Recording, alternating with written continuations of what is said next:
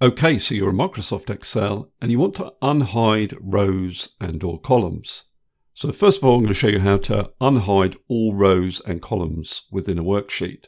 Your first step is to click up in the top left-hand corner of the sheet, and that will select all cells in the sheet. And then what you want to do is place your mouse pointer over one of the lines that appears between these letters. It's like the border of the column. Now, when you do that, you get a mouse pointer with two black arrows. Double click, and that will unhide any columns. Now, we can use the same trick for rows. All you do is you place your mouse pointer over one of the lines or the row borders between the numbers, double click, and that will unhide all rows. So what if you want to unhide certain columns but leave others hidden? So for example, I want to unhide column B but not column E. Well, all I need to do is double click between columns A and C and column B will appear.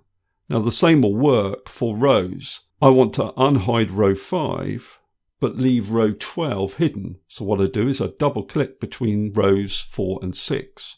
So row 5 is unhidden but row 12 remains hidden.